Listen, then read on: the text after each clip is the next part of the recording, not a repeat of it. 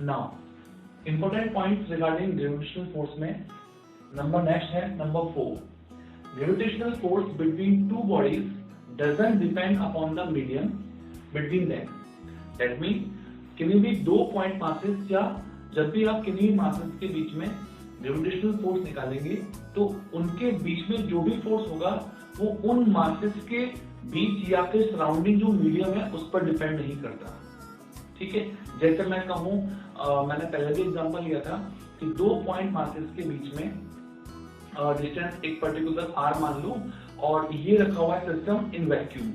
यही सिस्टम को उन्हीं मासेस को सेम डिस्टेंस पर यदि हम वाटर के अंदर रख दें तो भी फोर्स सेम आएगा उन दो पॉइंट मासेस के बीच में. दैट मीन मीडियम बीच में कुछ भी हो फोर्स वही रहेगा.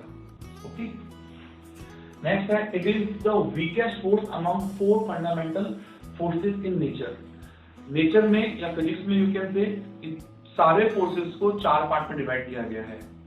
Strong nuclear force, weak nuclear force, electromagnetic force and gravitational force.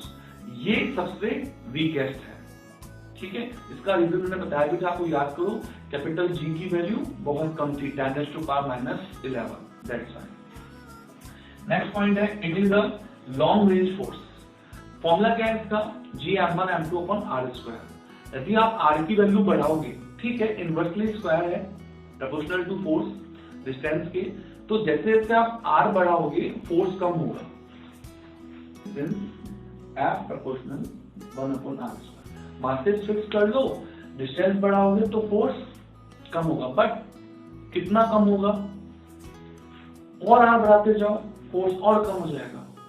क्या फोर्स जीरो हो जाएगा? नहीं, r को आपको रखना होगा इंफिनिटी. दो पॉइंट मासेस के बीच में डिस्टेंस बहुत बड़ी करो तब जाकर फोर्स जीरो आएगा. एज यू नो 1/infinity कितना होता है?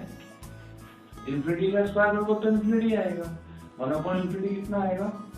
जीरो. तो ये प्रोसेस हुआ भी कब? जब डिस्टेंस इंफिनिटी हो. That's why it is being named as long range force. Now next है it follows principle of superposition. इसको एक सिंपल सा एग्जांपल लेकर समझाता हूं मैं. एक पॉइंट मास है, एक दूसरा पॉइंट मास है.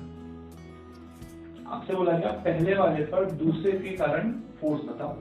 ये नहीं सर, दो नहीं पर एक और है पॉइंट मास, तो ये थर्ड वाला भी इस वाले मास पर फोर्स लगाएगा. 1, 2 and 3. तो ये हो गया F12, ये हो गया F13. अब आपको पता जाएगा बताओ 1 नंबर के मास पर नेट फोर्स कितना है. तब कैसे करोगे? Then you have to add these forces vectorially. F12 और F13 को वेक्टरली ऐड करना पड़ेगा. दैट मीन इंडिविजुअल फोर्सेस निकालिए, राइट, और उनको एड अप कर दीजिए. इस प्रॉपर्टी को बोलते हैं प्रिंसिपल ऑफ सुपरपोजिशन. ठीक है, बट ध्यान रखें और ऐड तो करना बट वेक्टरली. नेक्स्ट है the attraction between any two massive bodies is known as gravitational attraction between the but the attraction of earth on any other body is known as gravity force. मान लीजिए pen है, ये pen दूसरे pen को attract कर रहा है, तो इनके बीच में जो फोर्स है उसको हम नाम देंगे ग्रेविटेशनल फोर्स. बट इस पेन को अर्थ अट्रैक्ट कर रही है, एज यू नो छोड़ते नहीं जाएगा. तो ये जो फोर्स है, इस फोर्स को ग्रेविटेशनल फोर्स के साथ साथ आप ग्रेविटी फोर्स भी नाम दे सकते हो. तो जब भी ग्रेविटी वर्ड आए फोर्स के साथ, तो समझ जाइए कि वहां एक पर्टिकुलर पार्टिकल पर कौन फोर्स लगा रहा है? अर्थ. ठीक है, ये कुछ प्रॉपर्टीज थी. इसके बाद एक सिंपल सा न्यूमेरिकल देता हूं मैं आपके लिए. ये जो property number 7 principle of superposition, इसको भी हम न्यूमेरिकल से समझेंगे, बट मैं एक सिंपल से न्यूमेरिकल से स्टार्ट करता हूं. Example number 1. आपको दो पॉइंट मास दिए हुए हैं. फर्स्ट 10 kg, दूसरे का मास भी 10 kg। दोनों के बीच में जो डिस्टेंस दी गई है वो है लाइक 100 मीटर। ठीक है। Now you have to find out the force between them. कौन सा? Gravitational force. वेक्टर नहीं लगाया तो मतलब समझ जाइए, ओनली मैग्नीट्यूड। चलिए सॉल्व करते हैं। Since F due to gravitational force is G m1 m2 upon r square। ये कैपिटल G सबस्क्रिप्ट में ग्रेविटेशनल वर्ड के लिए है और ये ग्रेविटेशनल कांस्टेंट यूनिवर्सल, राइट? कितनी वैल्यू होती है इसकी? -11। फर्स्ट मास कितना है?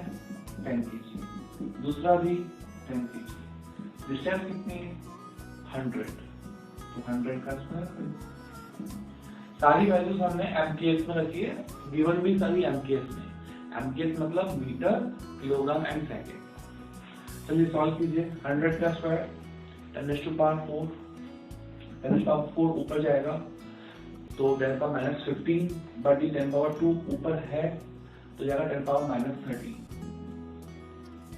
और नंबर ऐसे से जाएगा यूनिट न्यूटन। ओके, तो हमने क्या सीखा इसमें? फॉर्मूला 2 पॉइंट मासेस के लिए वैलिड है, मासेस की वैल्यूज रखो और सॉल्व करो, आंसर मिल जाएगा। ठीक है, थैंक यू।